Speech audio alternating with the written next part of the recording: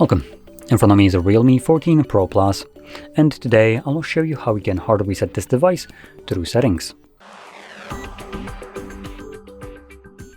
So to get started, you will want to open up your settings, and in here scroll all the way down to the bottom to System and Update, and then select Backup and Reset, Reset Phone, and then Erase All Data.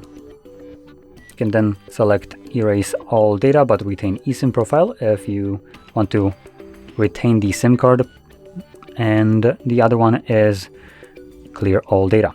Now if you're planning to reset this device because maybe you get a new one, I would recommend choosing the second option, which is Clear All Data, which would include eSIM profile, as the only reason you might want to keep the eSIM profile is if, for instance, maybe the device is working slowly for you and you're resetting it, but you're going to continue using it. In this case, obviously, you'd probably want to have that eSIM profile still in the device, so you don't need to add it in again.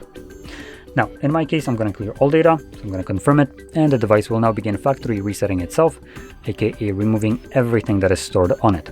Now, this process will take about minute, 2 minutes or so to finish up, and once it's completed, we'll be presented with Android setup screen. So I'll be back once that is visible for me.